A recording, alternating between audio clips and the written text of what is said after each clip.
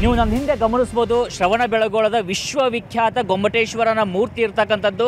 ಅದರ ಮುಂದೆನೇ ಬರ್ತಾ ಇದ್ರೆ ಇಲ್ಲಿ ಮಾರುಕಟ್ಟೆ ಇದೆ, ವೆಜಿಟೇಬಲ್ ಮಾರುಕಟ್ಟೆಗಳಿದ್ದಾವೆ. ಇಲ್ಲೂ ಕೂಡ ಜನರನ್ನ ಮಾತಾಡ್ಸೋಣ, ಅವರ ಅಭಿಪ್ರಾಯ ಏನು, ಅವರು ಏನಂತಾರೆ ಎಲೆಕ್ಷನ್ ಬಗ್ಗೆ, ಅವ್ರನ್ನ ಮಾತಾಡ್ಸ್ತಾ ಹೋಗೋಣ. ಈಗ ಇಲ್ಲಿದ್ದಾರೆ, ಇಲ್ಲಿ ಅಮ್ಮ ಕಾಯಿಪಲ್ಲೆ ಎಲ್ಲ ಹೇಗಿದೆ? ಈಗ ಕಾಯಿಪಲ್ಲೆ ರೇಟ್ ಜಾಸ್ತಿ ಇದೆ. ಯಾಕೆ ಅಂತಂದರೆ ಮಳೆ ಇಲ್ಲ, ಬೋರ್ಗಳಲ್ಲಿ ನೀರು ಬರ್ತಾ ಇಲ್ಲ, ಅದಕ್ಕೆ ಜಾಸ್ತಿ ಇದೆ. ಮತ್ತು ಈಗ ನಿಮಗೆ ಹೇಗಿದೆ ವ್ಯಾಪಾರ ಎಲ್ಲ? ವ್ಯಾಪಾರ ಎಲ್ಲ ಸ್ವಲ್ಪ ಕಷ್ಟನೇ ವ್ಯಾಪಾರ ಮಾಡಬೇಕು ಅಂದರೆ ನಮಗೆಲ್ಲ ಒಣಗೋಗುತ್ತೆ ಬಿಸಿಲಿಗೆ. ರೇಟ್ ಎಲ್ಲ ತುಂಬ ಜಾಸ್ತಿ. ಟೊಮಾಟೊ ಒಂದು ಹಗ್ಗ ಇದೆ, ಎಲ್ಲ ತರಕಾರಿ 80 ರೂಪಾಯಿ ಕೆಜಿ ಮಾರಬೇಕು. ಯಾಕೆ ಇಲ್ಲಿಯೂ ಸರ್ಕಾರ ಇದೆ, ಕೇಂದ್ರದ ಸರ್ಕಾರ ಇದೆ, ನಾವು ರೈತರ ಪರ ವ್ಯಾಪಾರಿ ಪರ ಅಂತಿರ್ತಾರೆ. ನಿಮಗೇನೋ ಅವರು ಒಂದು ವ್ಯವಸ್ಥೆ ಮಾಡಿಕೊಟ್ಟಿಲ್ವಾ? ಏನೇ ವ್ಯವಸ್ಥೆ ಮಾಡ್ತಾರೆ ಸರ್, ನೀರೇ ಇಲ್ಲ, ವ್ಯಾಪಾರ ಮಾಡೋಕ್ಕೆ ಪಾಪ ಅವ್ರು ಏನು ಮಾಡ್ತಾರೆ, ಅವ್ರಿಗೂ ಕಷ್ಟ ಅಲ್ವಾ. ಅಮ್ಮ ನಮಸ್ತೆ. ನಮಸ್ತೆ ಸರ್. ಹೆಂಗಿದೆ ಚುನಾವಣೆ? ಚುನಾವಣೆ ಭಾರಿ ಜೋರಾಗಿ ನಡೀತಾ ಇದೆ ಸರ್. ಯಾರು ಹೇಗೆ? ಸರ್ ನಮಗೆ ಇವ್ರು ಬಂದರೆ, ಮೋದಿಯವ್ರು ಬಂದರೆ ಪರವಾಗಿಲ್ಲ ಅನಿಸ್ತಾ ಇದೆ. ಅವ್ರು ಬಂದರೆ ಒಂದು ಸ್ವಲ್ಪ ಏನೋ ಜನಗಳಿಗೆಲ್ಲ ಒಂದು ಸ್ವಲ್ಪ ಹೆಲ್ಪ್ ಮಾಡ್ತಾರೆ ಅನ್ನೋದೊಂದು ಧೈರ್ಯ ಇದೆ. ಬಂದರೆ ಅವ್ರು ಮಾಡಿಕೊಡ್ಲಿ. ನಮಗೆಲ್ಲರಿಗೂ ಬಡ ಕುಟುಂಬದಲ್ಲಿ ನಾವು ಇದ್ದೀವಿ, ಅವ್ರಿಗೆ ನಮಗೆಲ್ಲರೂ ಅನುಕೂಲ ಮಾಡಿಕೊಟ್ರೆ ಸಾಕು. ಅಲ್ಲ, ಈಗ ಹೇಳ್ತಾರೆ ಏನಂತಂದರೆ ಕಾಂಗ್ರೆಸ್ನವ್ರು ಹೇಳ್ತಾರೆ ನಮ್ಮ ಗ್ಯಾರಂಟಿಯಿಂದಾಗಿ ಮಹಿಳೆಯರೆಲ್ಲ ಓಟ್ ನಮಗೆ ಹಾಕ್ತಾರೆ ಅಂತ. ಕಾಂಗ್ರೆಸ್ನವರು ಗ್ಯಾರಂಟಿ ಕೊಡ್ತಾ ಇದ್ದಾರೆ, ಆದರೆ ಇವಾಗ ಏನು ಕೊಡ್ತಾ ಇದ್ದಾರೆ ಅವರು? ನಮ್ಗೆ ಏನು ಹೆಲ್ಪ್ ಮಾಡ್ತಾ ಇದ್ದಾರೆ? ಬಡವರು ಬಗ್ರು ಅಂತ ನಾವು ಇದ್ದೀವಿ ತಾನೆ, ಏನು ಕೊಡ್ತಾ ಇದ್ದಾರೆ ನಮ್ಗೆ ಅವರು? ಏನೂ ಕೊಟ್ಟಿಲ್ಲ ಅವರು ಅಲ್ವಾ. 10 ಕೆಜಿ ಅಕ್ಕಿ ಕೊಡ್ತೀನಿ ಅಂತ ಪ್ರಚಾರ ಮಾಡಿದ್ರು. 10 ಕೆಜಿ ಅಕ್ಕಿ ಕೊಡ್ತಾ ಇದ್ದಾರೆ. ಆ ಕೊಡ್ತಾ ಇರೋದೇ 5 ಕೆಜಿ, 3 ಕೆಜಿಗೆ ಬರ್ತಾರೆ, ತಿರ್ಗಾ 1 ಕೆಜಿಗೆ ಬರ್ತಾರೆ. ಏನು ನಮಗೇನು ಲಾಭ ಇದೆ ಅದರಿಂದ?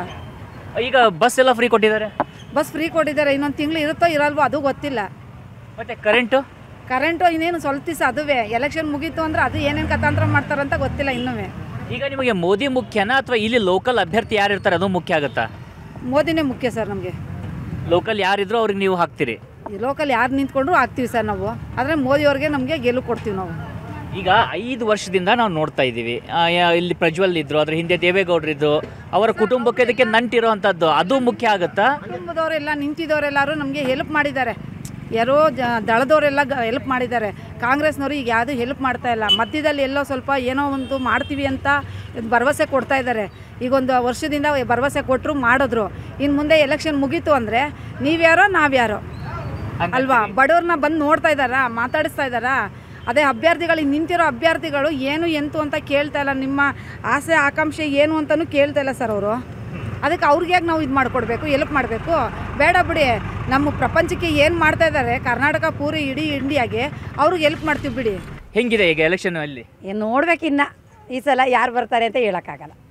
ಈಗ ಎರಡು ಏನು ಫುಲ್ 50-50 ಇದೆಯಾ? ಇಲ್ಲಿ ಇದೆ ಅಲ್ಲೂ ಇದೆ, ಇದು ಇದೆ. ನೋಡ್ಬೇಕು ಯಾರು ಬರ್ತಾರೆ ಅಂತ. ಈಗ ನೀವು ಓಟ್ ಹಾಕಕ್ಕೆ ಹೋಗ್ತಿರ್ತೀರಲ್ವಾ, ನಿಮಗೆ ಮುಖ್ಯವಾಗಿ ಕೇಂದ್ರ ಸರ್ಕಾರದಲ್ಲಿ ಕೆಲಸ ಇರೋದು ಮುಖ್ಯನೋ ಅಥವಾ ರಾಜ್ಯ ಸರ್ಕಾರದ ಮುಖ್ಯ ಆಗುತ್ತಾ? ನೀವು ಏನು ಗಮನದಲ್ಲಿ ಇಟ್ಕೊಂಡು ಓಟ್ ಹಾಕ್ತೀರಿ? ಯಾರು ಏನು ಅನುಕೂಲ ಮಾಡ್ತಾರೆ ಅನ್ನೋದೇ ಮುಖ್ಯ ಆಗೋದು. ಈಗ ಆಲ್ರೆಡಿ ಎಲೆಕ್ಷನ್ ಬಂದಿದೆ, ಯಾರು ಏನು ಅನುಕೂಲ ಮಾಡಿದ್ದಾರೆ ಅನ್ನೋದ್ರ ಮೇಲೆ ಹೆಂಗೆ ಡಿಸೈಡ್ ಮಾಡ್ತೀರಿ? ನೋಡೋಣ ಮುಂದೆ ಹೆಂಗೆ ಬರುತ್ತೆ ಅಂತ ಹೇಳೋಕ್ಕಾಗಲ್ಲ. ಒಬ್ರು ಮನಸ್ಸಿನಲ್ಲಿ ಒಬ್ಬರು ಇರುತ್ತೆ. ಈಗ BJP JDS ಇಲ್ಲಿ ಸೇರಿರುವಂಥದ್ದು, ಕಾಂಗ್ರೆಸ್ ಈಗ ತಮ್ಮ ಅಭ್ಯರ್ಥಿ ಹಾಕಿದ್ದಾರೆ, ಅದು ಮುಖ್ಯ ಆಗುತ್ತಾ ಚುನಾವಣೆಯಲ್ಲಿ? ಆಗುತ್ತೆ. ಇವಾಗಿನ ಅಭಿವೃದ್ಧಿ ಹೆಂಗಿದೆ ಹಂಗೆ ನೋಡ್ತಾರೆ. ಈಗ ಚೆನ್ನಾಗಿ ಯಾರು ಮಾಡಿರ್ತಾರೆ ಅವ್ರಿಗೋಗ ಓಟ್ ಹಾಕ್ತಾರೆ. ಈಗ ಪರೀಕ್ಷೆ ಇರೋದು, ನಾವು ಲಾಸ್ಟ್ ಟೈಮ್ ನೋಡಿದ್ವಿ, ಸಿದ್ದರಾಮಯ್ಯ ಅವ್ರು ಬಂದರು, ಆಗ BJP ಸರ್ಕಾರ ಇಲ್ಲಿತ್ತು. ಈಗ ಮೋದಿ ಅವರು ಅಲ್ಲಿ ಚುನಾವಣೆ ನಿಲ್ತಾ ಇದ್ದಾರೆ, 3ನೇ ಸರಿ ಕೇಳ್ತಾ ಇದ್ದಾರೆ. ಬರ್ಬೋದು, ಅವ್ರ ಲಕ್ಕಿ ಚಾನ್ಸ್ ಹೇಳೋಕ್ಕಾಗಲ್ಲ. ಒಟ್ಟಿನಲ್ಲಿ ನೀವು ನೋಡೋದು ಯಾರು ಅಭಿವೃದ್ಧಿ ಮಾಡಿದ್ದಾರೆ ಅವ್ರಿಗೆ ಮಾತ್ರ ಓಟು. ನೀವೀಗ ಸಾಮಾನ್ಯವಾಗಿ ಇಲ್ಲೆಲ್ಲ ಕಾಯಿಪಲ್ಲೆಗಳು ನೋಡ್ತಿರ್ತೀರಲ್ಲ, ಸಮ್ ಟೈಮ್ ಬೆಲೆ ಏರುತ್ತೆ ಇಳಿಯುತ್ತೆ, ಅದು ನಿಮಗೆ ಎಷ್ಟು ಸಮಸ್ಯೆ ಆಗುತ್ತೆ ಅಂತ? ಒಂದ್ಸಲ ಕಮ್ಮಿ ಆಗುತ್ತೆ, ಒಂದ್ಸಲ ಜಾಸ್ತಿ ಆಗುತ್ತೆ. ಏನು ಮಾಡೋಂಗಿಲ್ಲ, ಮಳೆ ಇಲ್ಲ, ಇವಾಗ ಬಿಸಿಲು, ಹಂಗಾಗಿ ಏರಿಳಿತ ಹಾಗೆ ಆಗುತ್ತೆ. ಇದು ಶ್ರವಣಬೆಳಗೊಳದ ಈ ತರಕಾರಿ ವ್ಯಾಪಾರಸ್ಥರ ಮಾತುಗಳು. ಅವ್ರು ಹೇಳ್ತಾ ಇರೋದು ಅಷ್ಟೇ, ಯಾರು ಅಭಿವೃದ್ಧಿ ಮಾಡಿದ್ದಾರೆ ಅವ್ರಿಗೆ ನಾವು ಓಟ್ ಹಾಕ್ತೀವಿ, ಯಾರು ನಮ್ಮ ಜೊತೆಯಲ್ಲಿ ಇರ್ತಾರೆ ನಾವು ಅವತ್ತವ್ರಿಗೆ ಮತವನ್ನು ಚಲಾಯಿಸ್ತೀವಿ ಅಂತ.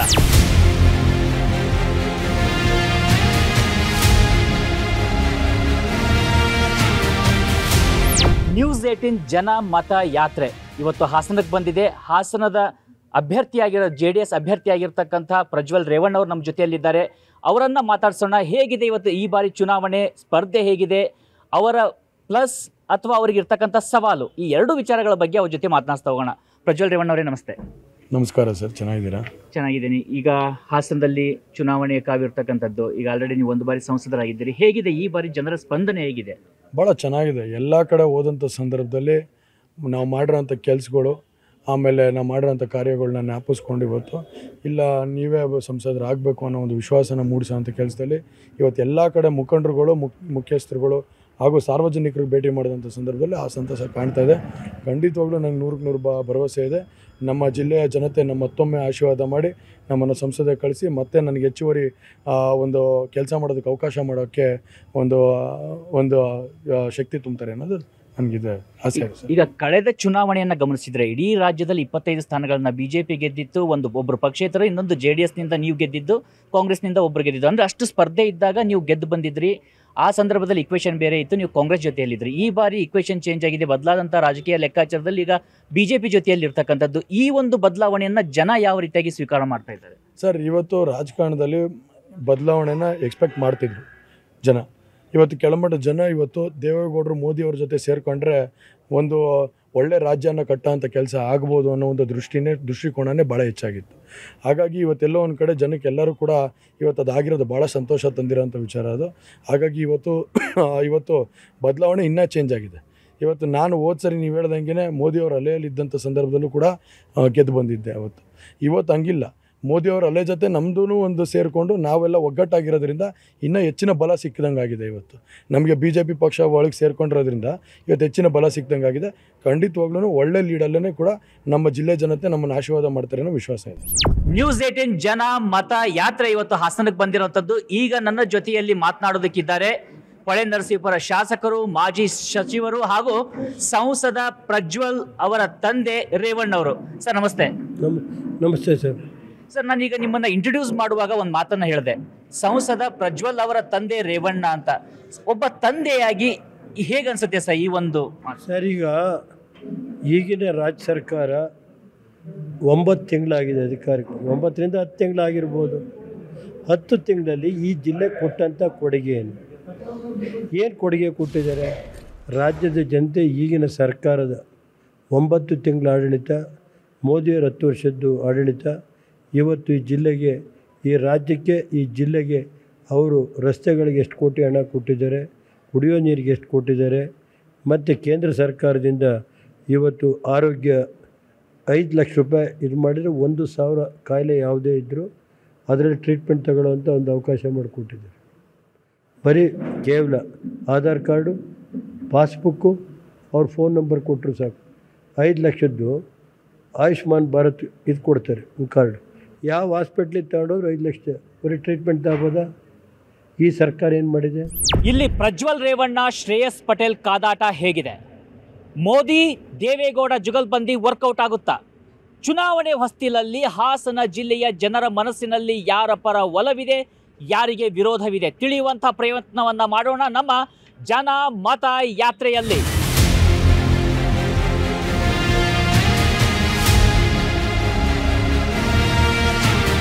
ಹಾಸನ ಜಿಲ್ಲೆಯಲ್ಲಿ ಕಾಂಗ್ರೆಸ್ನ ಅಭ್ಯರ್ಥಿಯಾಗಿ ಸ್ಪರ್ಧಿಸಿರ್ತಕ್ಕಂಥ ಶ್ರೇಯಸ್ ಪಟೇಲ್ ಅವರ ಜೊತೆ ಮಾತನಾಡೋಣ, ಅವರ ಅಭಿಪ್ರಾಯವನ್ನ ಕೂಡ ಕೇಳೋಣ ಬನ್ನಿ.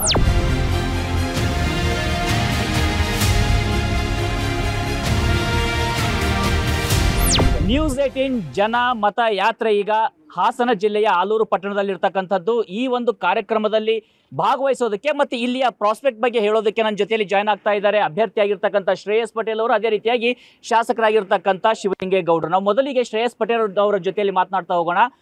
ಯಾವ ರೀತಿಯಾಗಿದೆ ಇವತ್ತಿನ ಸನ್ನಿವೇಶ? ಎಲ್ಲ ವಿಧಾನಸಭಾ ಕ್ಷೇತ್ರನೂ ನಾವು ಪ್ರಚಾರ ಮಾಡ್ತಾ ಇದ್ವಿ. ನಮ್ಮ ಜಿಲ್ಲಾ ನಾಯಕರುಗಳ ಒಗ್ಗೂಡಿ ಇವತ್ತು ನಮ್ಮ ಶಿವಲಿಂಗಣ್ಣ ಅವರು ಆಲೂರು ಸಕಲೇಶಪುರ ಆಲೂರು ಕ್ಷೇತ್ರದ ಭಾಗದಲ್ಲಿ ಆಲೂರು ತಾಲೂಕಿನಲ್ಲಿ ಇವತ್ತು ಚುನಾವಣಾ ಪ್ರಚಾರವನ್ನು ಕೈಗೊಂಡಿದ್ದೀವಿ ನಮ್ಮ ಇಲ್ಲಿ ಸ್ಥಳೀಯ ನಾಯಕರಾದಂಥ ಮುರಳಿ ಮೋಹನಣ್ಣ ಅವ್ರ ಜೊತೆ. ಎಲ್ಲ ಕಡೆ ಬದಲಾವಣೆ ಗಾಳಿ ಬೀಸಿದೆ, ವಾತಾವರಣ ಚೆನ್ನಾಗಿದೆ. ಕಾಂಗ್ರೆಸ್ ಪಕ್ಷ ಈ ಬಾರಿ ಗೆಲುವು ನಿಶ್ಚಿತ ಅಂತ ಕಾರ್ಯಕರ್ತರ ಬಾಯಲ್ಲಿ, ಸಾಮಾನ್ಯ ಜನರ ಬಾಯಲ್ಲಿ ಬರ್ತಾ ಇದೆ. ನಾನು ಹೇಳೋದಕ್ಕಿಂತ ಜನರ ಬಾಯಲ್ಲಿ ಬರ್ತಾ ಇದೆ. ಹಾಗಾಗಿ ನಮ್ಮ 5 ಗ್ಯಾರಂಟಿಗಳು ತುಂಬ ಯಶಸ್ವಿಯಾಗಿ ಕಾರ್ಯನಿರ್ವಹಿಸಿದೆ. ಮತ್ತು ಕಳೆದ ಸಂಸದರು 5 ವರ್ಷ ಯಾವ ಕ್ಷೇತ್ರಕ್ಕೂ ಯಾವ ತಾಲೂಕು ಭೇಟಿ ಕೊಡದೆ ಅಭಿವೃದ್ಧಿ ಮರೀಚಿಕೆ ಆಗಿದೆ ಅಂತ ಗಮನಾರ್ಹ ಅಭಿವೃದ್ಧಿ ಯಾವುದು ನಮ್ಮ ಜಿಲ್ಲೆಯಲ್ಲಿ ಆಗಿಲ್ಲ. 5 ವರ್ಷ ಕೇಂದ್ರ ಸರ್ಕಾರದ ಅನುದಾನ ತಂದಿಲ್ಲ. ಇನ್ನು ಜೊತೆಗೆ ನಾನು ಕಳೆದ ಬಾರಿ ಅಂತರದ ಅಲ್ಪ ಮತಗಳಿಂದ ನಾನು ಹೊಳೆನರಸೀಪುರ ವಿಧಾನಸಭೆಯಲ್ಲಿ ಸೋತೆ. ಹಾಗಾಗಿ ಪಕ್ಷನ ಅವಕಾಶ ಮಾಡಿಕೊಟ್ಟಿದೆ. ಕ್ಷೇತ್ರವಾರು ಹೋಗ್ತಾ ಇದ್ದೀವಿ. ಮುಂದಿನ ಪಂಚಾಯತಿವಾರು, ಹೋಬಳಿವಾರು ಸಭೆನ ನಡೆಸಿ ಮತ ಬೇಟೆ ಮಾಡ್ತೀವಿ. ಈ ಬಾರಿ 100ಕ್ಕೆ 100 ನಮ್ಮ ಜಿಲ್ಲೆಯಲ್ಲಿ ಕಾಂಗ್ರೆಸ್ ಪಕ್ಷ ಗೆಲ್ಲುವುದು ನಿಶ್ಚಿತ. ಹಾಸನ ಜಿಲ್ಲೆಯ ಜನ ಈ ಸಾರಿ ಬದಲಾವಣೆಯನ್ನು ಬಯಸಿದ್ದಾರೆ. ಶ್ರೇಯಸ್ ಪಟೇಲನ್ನ ಅತ್ಯಧಿಕ ಬಹುಮತದಿಂದ ಗೆಲ್ಲಿಸಬೇಕು ಅಂತಕ್ಕಂಥ ನಿರ್ಣಯ ಮಾಡಿದರೆ ಅದು ಹಾಗೆ ಆಗುತ್ತೆ. ಈ ಸಾರಿ ಹಾಸನ ಜಿಲ್ಲೆನಲ್ಲಿ ಕಾಂಗ್ರೆಸ್ ಗೆಲ್ತಕ್ಕಂಥದ್ದು ಶತಸಿದ್ಧ. ಖಂಡಿತವಾಗಿಯೂ ನಾವು ನೋಡ್ತಾ ಇದ್ದೀವಿ ಶ್ರೇಯಸ್ ಪಟೇಲ್ ಅವರ ಬಗ್ಗೆ ಯಾವ ರೀತಿಯಾಗಿರ್ತಕ್ಕಂಥ ವಾತಾವರಣ ಇರುವಂಥದ್ದು, ಅದೇ ರೀತಿಯಾಗಿರ್ತಕ್ಕಂಥ ವಾತಾವರಣ ಮತದಾರರಲ್ಲಿ ಹೊರಗಡೆ ಇದೆಯಾ ಅನ್ನೋದು ರಿಸಲ್ಟ್ ದಿನ ಗೊತ್ತಾಗುತ್ತೆ.